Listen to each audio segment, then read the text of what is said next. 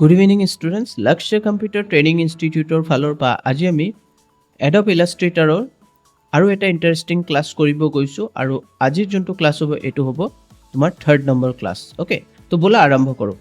Adobe illustrator আমাৰ open আছে, ফাইলত যাম, নিউ কৰিম আৰু ইয়াত আমাৰ ছেটিংছ পূৰা দিয়া আছে, আমি একো চেঞ্জ নকৰোঁ, অ'কে কৰি দিম।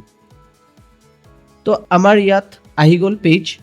এতিয়া আজি আমি ইউজ কৰিম পেন টুল। পেন টুলত ক্লিক কৰিবা, পেন টুল আহি গ'ল।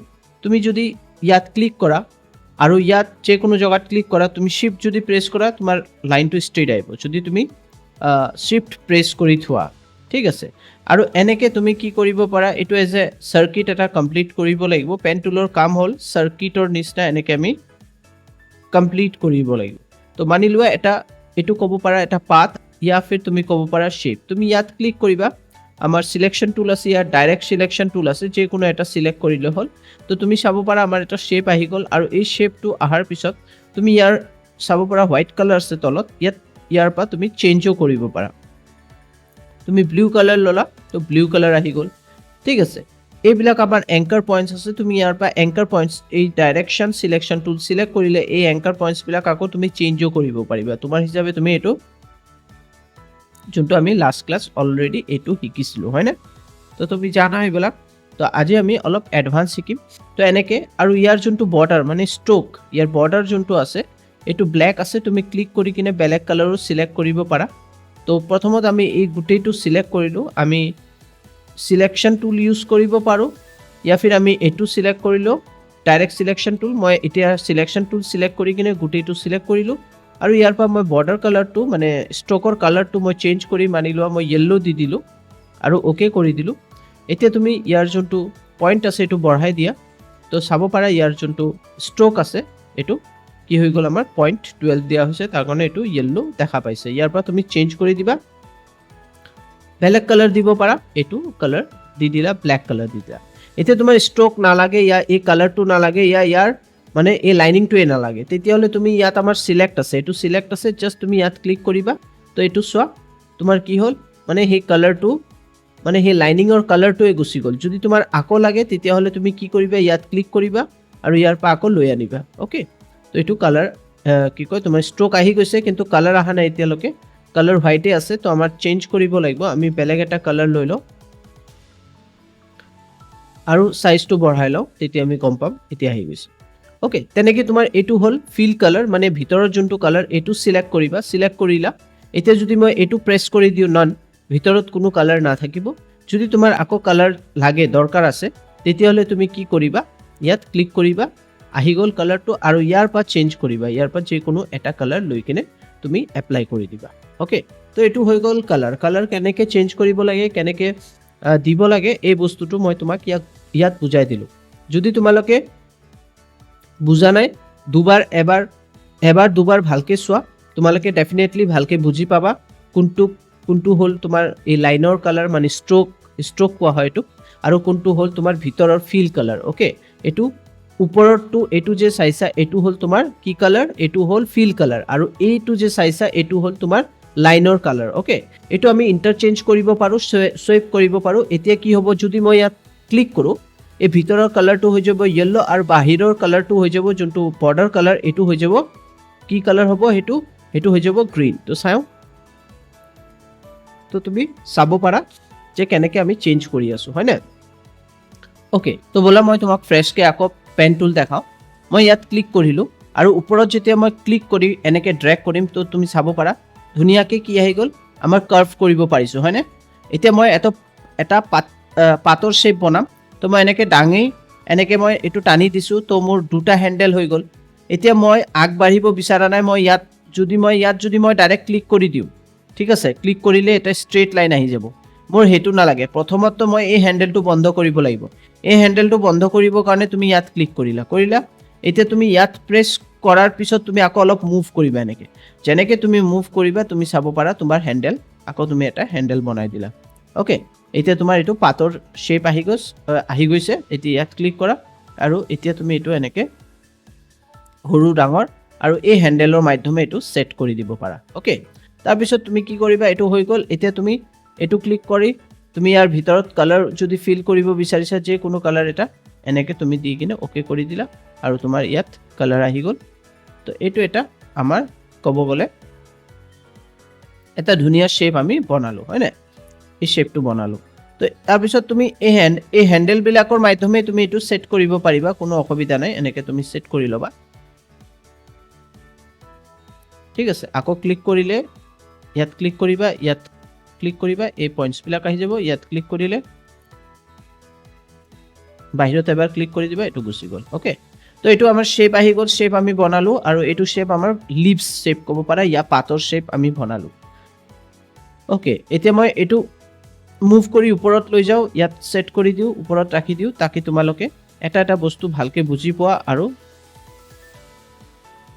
এতিয়া আমি মানি লোৱা,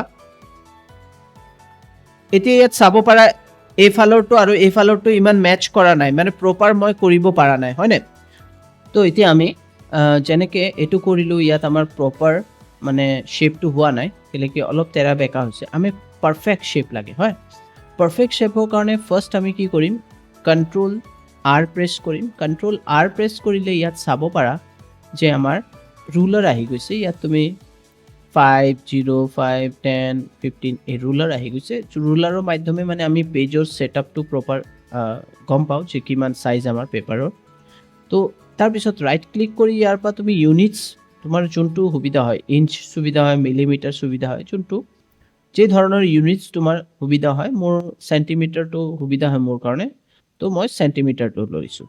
তাৰপিছত মই ইয়াৰ পৰা এনেকৈ জাষ্ট ইয়াত প্ৰেছ কৰিবা আৰু এনেকৈ এটা গাইডলাইন লৈ আনিবা আৰু এইটো মাজত ইয়াত দি দিলা। অ'কে, ইয়াত দিয়াৰ পিছত এতিয়া আমি কি কৰিম, আমি পেন টুল ল'ম।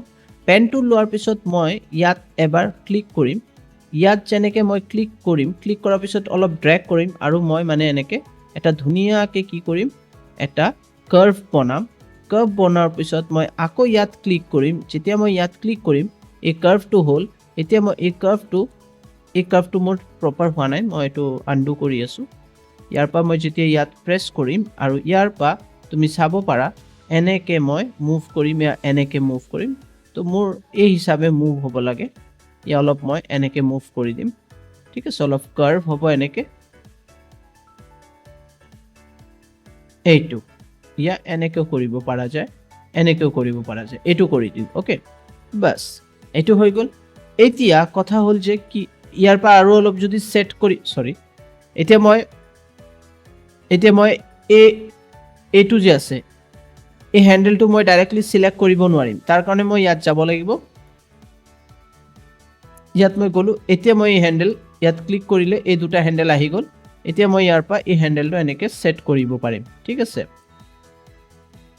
ইয়াত অলপ মই মুভ কৰিব লাগে, যেনেকৈ আছে তেনেকৈ মই ডাঙৰ কৰিব লাগে, যেনেকৈ তোমাৰ সুবিধা, যেনেকৈ তুমি ষ্টাইল তোমাৰ ডিজাইনটো বনাব বিচাৰিছা, তুমি সেই হিচাপে এই ডিজাইনটো ইয়াত কৰিব পাৰিবা ডাইৰেক্ট চিলেকশ্যন টুলৰ মাধ্যমে। এইটো মনত ৰাখিবা, ডাইৰেক্ট চিলেকশ্যন টুল যদি নহয় তেতিয়াহ'লে কিন্তু কৰিব নোৱাৰিবা, অসুবিধা হ'ব পিছত, এইটো ঠিক আছে। তো এইটো হৈ গ'ল। এতিয়া কথা হ'ল আমি ইয়াৰ ডুপ্লিকেট বনাব লাগিব, ইয়াৰ ৰিফ্লেক্ট বনাব লাগিব। ৰিফ্লেক্ট মানে ইয়াৰ মিৰৰ, ইয়াৰ একদম হুবহু আমি বনাম, ঠিক আছে। সেইটো হুবহু বনাবৰ কাৰণে আমি কি কৰিম, আমি এইটো চিলেক্ট কৰি ল'ম এনেকৈ। অ'কে, চিলেক্ট কৰি ল'লোঁ, ওপৰতো চিলেক্ট হৈ গ'ল। এটা কাম কৰোঁ, এইটো চিলেকশ্যন টুলটো চিলেক্ট কৰিলোঁ, চিলেকশ্যন টুলটো দি এইটো অলপ ইয়াত ছাইড কৰি দিওঁ। এতিয়া মই কি কৰিম, এনেকৈ মই চিলেক্ট কৰিলোঁ, মই চিলেকশ্যন টুলটো দি চিলেক্ট কৰিছোঁ। তুমি এইটো দি চিলেক্ট কৰিলে বেছি বেটাৰ হয়, ডাইৰেক্ট চিলেকশ্যন টুল। ডাইৰেক্ট চিলেকশ্যন টুলটো চিলেক্ট কৰি ৰাইট ক্লিক কৰিবা। ৰাইট ক্লিক কৰি তুমি ইয়াত চাব পাৰা তুমি ট্ৰান্সফৰ্মত যোৱাৰ পিছত ৰিফ্লেক্ট। এতিয়া ৰিফ্লেক্ট কৰাৰ পিছত তুমি প্ৰিভিউ কৰিবা। প্ৰিভিউ কৰিলে এইটো তোমাক দেখাব যে মানে যেতিয়া তুমি এইটো ছেম টু ছেম যেতিয়া বনাবা, তেতিয়া তুমি কি ৰিফ্লেক্ট মানে ইয়াৰ ছেম টু ছেম শ্বেপ কি ৰিফ্লেকশ্যনৰ বনাবা। মানে যেনেকৈ আমি এইটো এতিয়া গুচাই দিলোঁ, এইটো হ'ল এই ছাইডৰ মানে লেফ্ট ছাইডৰ, হয়নে? এতিয়া তুমি যেতিয়া ইয়াত ৰিফ্লেক্ট কৰিবা তো ছেম টু ছেম উল্টা হ'ব। তো প্ৰিভিউ কৰিলে চাব পাৰা তোমাক দেখাই আছে হয়। যদি তুমি অ'কে কৰা তেতিয়াহ'লে এনেকেই হৈ যাব, মানে এইটোকেই উল্টা কৰি দিব যোনটো আমি বনাইছো কিন্তু আমি এতিয়া কোনটো কি কৰিম কপি কৰিম কপি কৰাৰ লগে লগে ইয়াৰ ডুপ্লিকেট এটা হৈ গ'ল ইয়াত তুমি ক'ব পাৰা ৰিফ্লেকশ্যন যোনটো আছে ৰিফ্লেক্ট শ্বেপ আহি গ'ল আৰু এইটো তুমি মুভ কৰি ইয়াত লৈ আনিলা ওকে এতিয়া তুমি ইয়াত লৈ আনাৰ পিছত এতিয়া আমি জুম কৰোঁ কন্ট্ৰল প্লাছ প্ৰেছ কৰিলেও জুম হ'ব জুম কৰিলে তুমি চাব পাৰা যে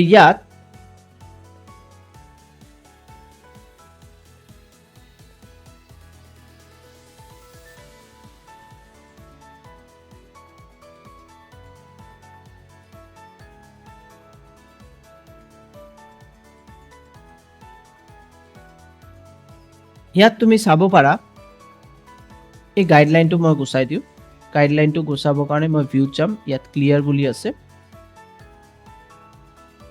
ক্লিয়াৰ গাইড এইটো গুচাই দিম তো ইয়াত চাব পাৰা এইটো প্ৰপাৰ জইন হোৱা নাই এইটো জইন কৰিব লাগিব এইটো প্ৰপাৰ যদি জইন নকৰা তেতিয়াহ'লে নহ'ব ঠিক আছে তো আমাৰ এই ডাইৰেকশ্যন টুলটোৱে ল'বা ডাইৰেক্ট চিলেকশ্যন টুলটোৱে ল'বা আৰু এনেকৈ চিলেক্ট কৰি ল'বা এইটো চিলেক্ট কৰাৰ পিছত তুমি কি কৰিবা ৰাইট ক্লিক কৰিবা ৰাইট ক্লিক কৰাৰ পিছত তুমি ইয়াত এভাৰেজ কৰিবা ফাৰ্ষ্ট এভাৰেজত বোথ কৰিবা বোথ কৰিলে কি হ'ব দুই ফালৰ পৰা এইটো এডজাষ্ট কৰি দিব এতিয়া এইটো এডজাষ্ট কৰিলে এতিয়া ৰাইট ক্লিক কৰি কি কৰিবা ইয়াত তুমি জইন কৰি দিবা এতিয়া প্ৰপাৰ জইন হৈছে সো একদম পাৰফেক্ট জইন হৈছে অলপ জুম কৰি আৰু চাই লোৱা এইটো পাৰফেক্ট জইন হৈছে তেনেকৈ মই এইটো সৰু কৰি দিওঁ ঠিক আছে সৰু কৰি অলপ সৰু কৰিলোঁ আৰু তলৰ ফালে যাওঁগে আৰু ইয়াতো চাই লওঁ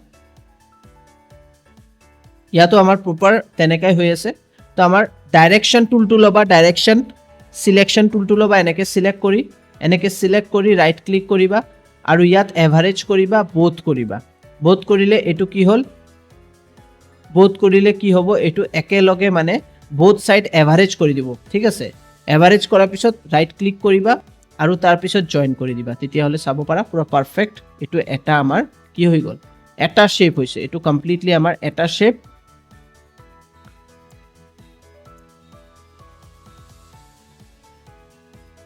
ওকে তাৰপিছততো তুমি জানা কালাৰ দিব ইয়াৰ পৰা তুমি কালাৰ লৈ ল'বা তাৰপিছত তুমি চিলেকশ্যন টুল চিলেক্ট কৰিলেও কোনো আপত্তি নাই কিন্তু তুমি যিকোনো বস্তু যেতিয়া এনেকৈ জইন কৰিবা তেতিয়াহ'লে তুমি ইউজ কৰিবা ডাইৰেক্ট চিলেকশ্যন টুল ইউজ কৰিবা ওকে আৰু তুমি ইয়াৰ পৰা এইটো কালাৰ মানে ষ্ট্ৰ'কৰ কালাৰ চেঞ্জ কৰি দিয়া বেলেগ দিবা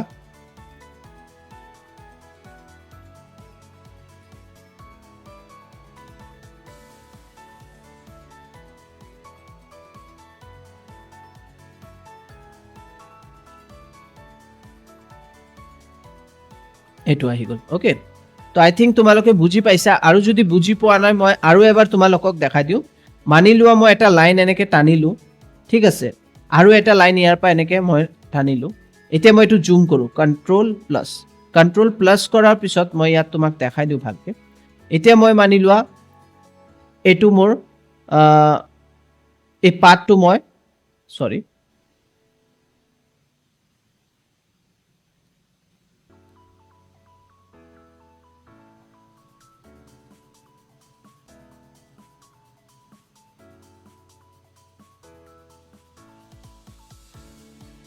এতিয়া মই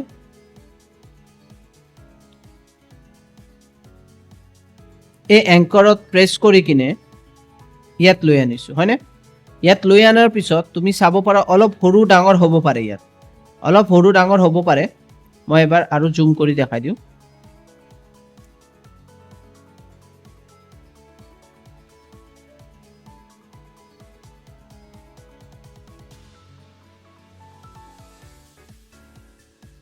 মই সৰু কৰি লওঁ প্ৰথমত ভালকৈ সৰু কৰি এনেকৈ এইটো বুজা দৰকাৰ পিছত নহয়তো প্ৰব্লেম হ'ব মানি লোৱা মই এটা লাইন লৈছোঁ মই এই লাইনটো এতিয়া ব্লেক কৰি দিওঁ